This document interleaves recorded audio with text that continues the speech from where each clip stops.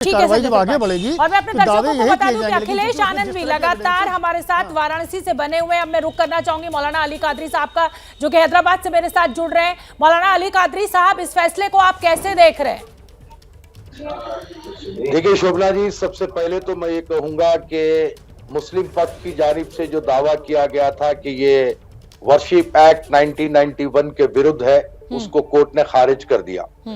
लेकिन इसका मतलब ये नहीं है कि सारे के सारा मुस्लिम पक्ष की तरफ से जो बात की गई थी उसको खारिज कर दिया गया है।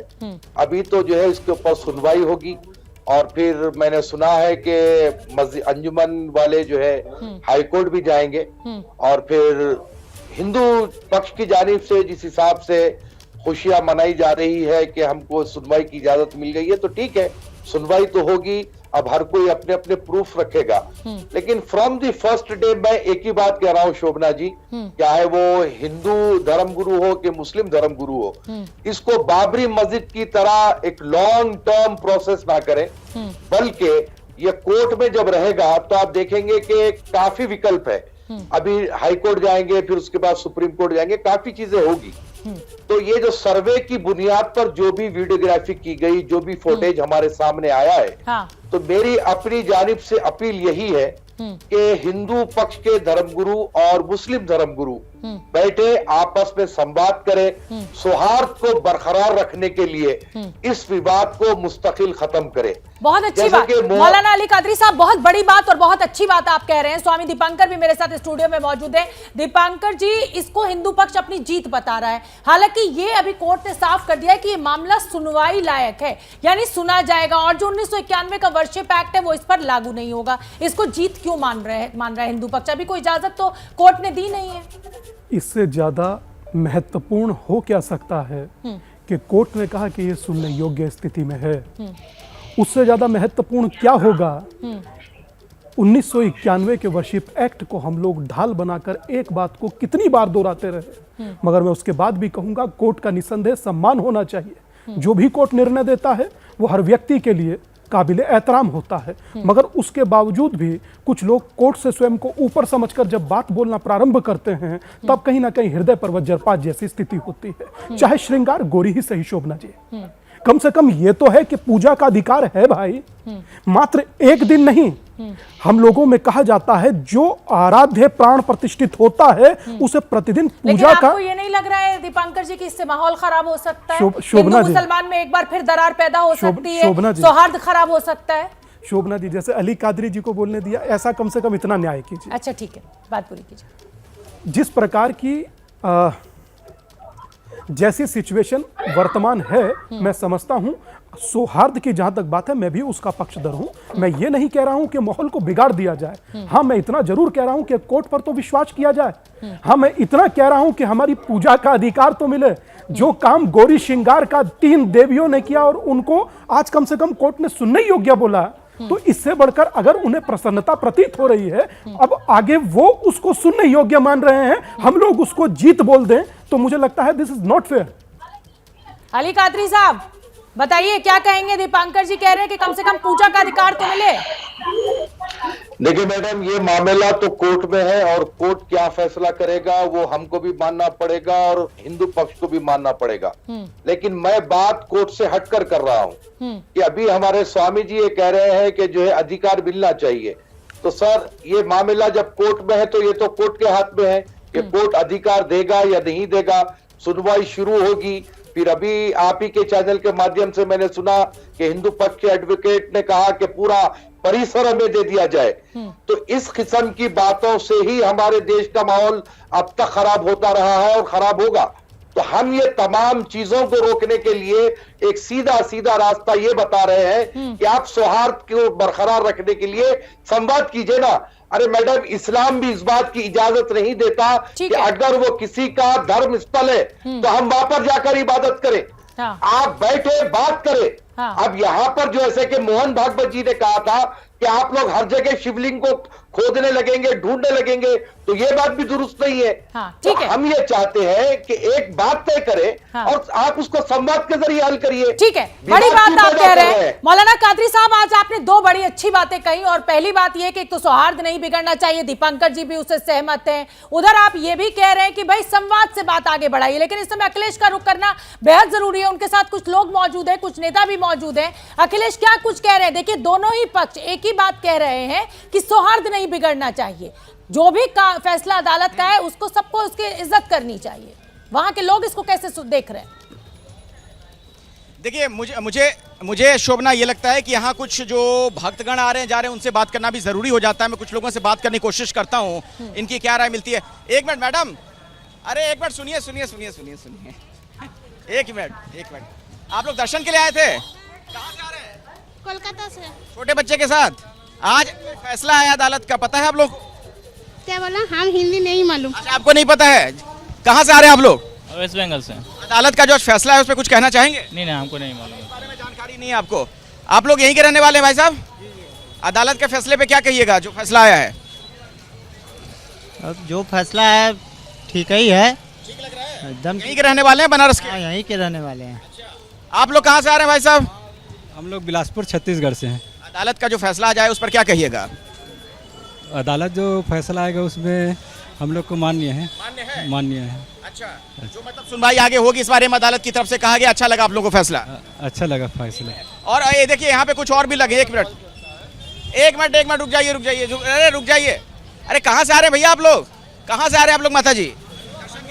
एमपी जी, एमपी से। आज अदालत का कुछ फैसला है, पता है आपको? ज्ञान बख्शी अभी कुछ पता नहीं चला हमारे को। अभी अच्छा, देखिए कुछ लोगों को पता नहीं अभी फैसले के बारे में, इसलिए प्रतिक्रिया जाहिर नहीं कर पा रहे हैं। आज अदालत का जो फैसला है कैसे देखते हैं आप? देखिए, सत्य की जीत हुई है, और वाकई में जो हमारी प्राचीन सभ्यता थी, हमारा जो धरोहर थी, और वास्तव में वो हमें प्राप्त करनी चाहिए।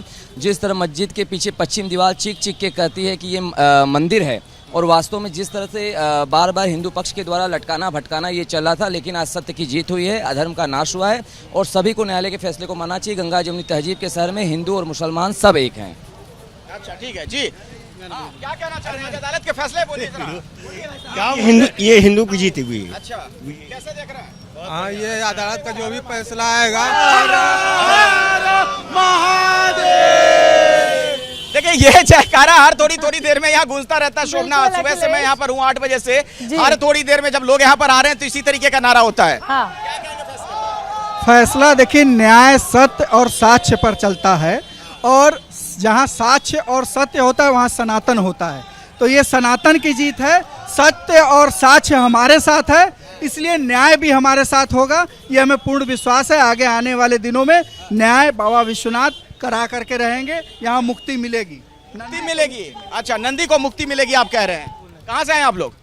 हम नबीनगर से आए, औरंगाबाद जिला। अच्छा, हाँ। कैसे देख रहे हैं अदालत के आज के फैसले को? कहा गया है कि इस मामले में सुनवाई होगी। सुनवाई होगी तो आज तो फाइनल होने वाला था, पता नहीं है भाई, तो देखें। फाइनल ये हुआ है कि सुनवाई होगी। आप लोग कहाँ से आ रहे हैं?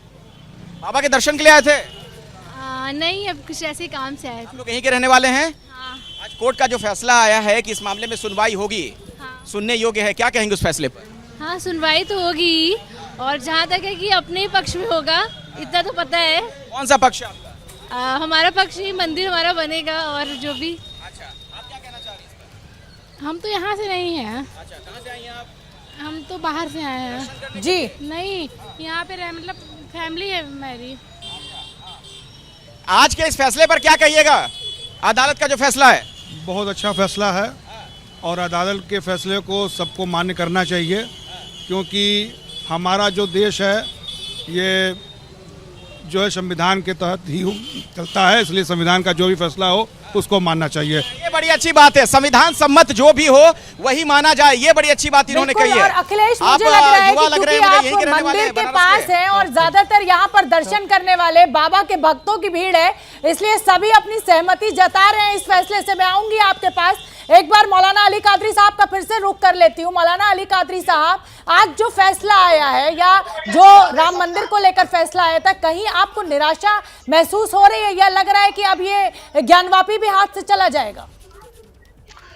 देखिए मैडम, जब राम मंदिर की बात हो रही थी और जब इलाहाबाद हाईकोर्ट का फैसला आया था, उस वक्त कुछ मुस्लिम धर्मगुरु ने ये बात कही थी कि इसको संवाद के जरिए खत्म किया जाए, लेकिन मुस्लिम पर्सनल लॉ बोर्ड और कुछ हिंदू पक्ष के लोग अपनी सियासी रोटियां सेकने के खातिर वो मामले को संवाद में तब्दील नहीं किया।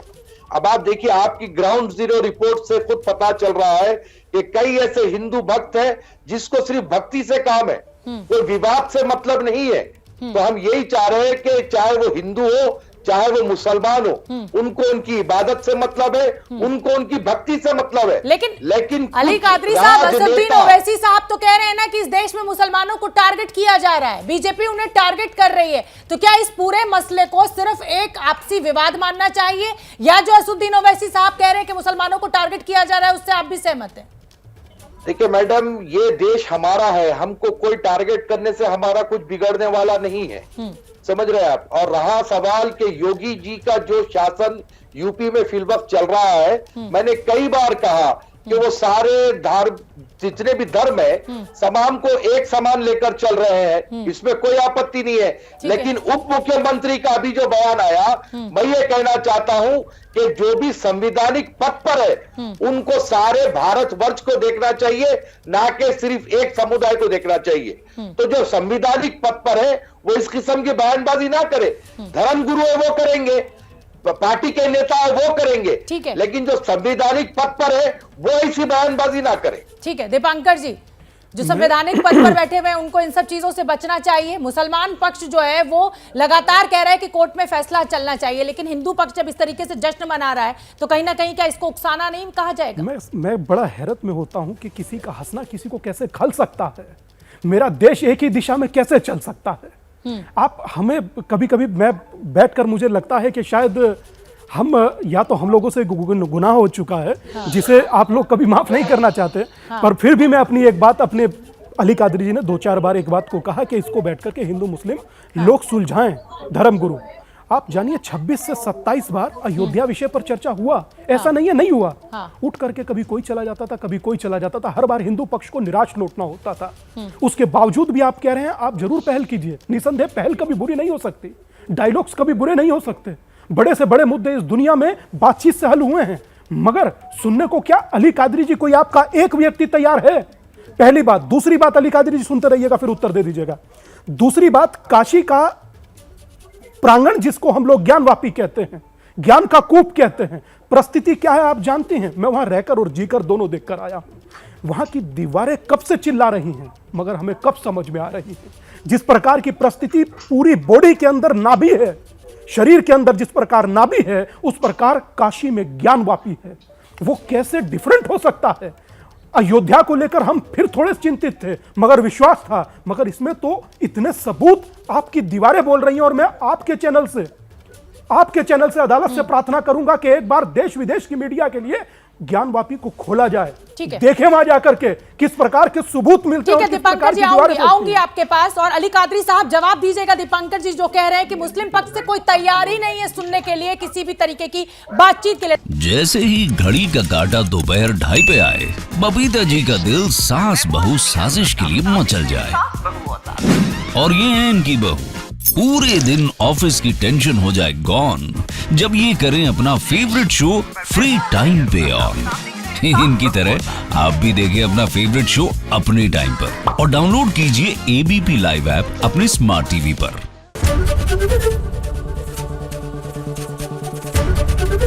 एबीपी न्यूज आपको रखे आगे।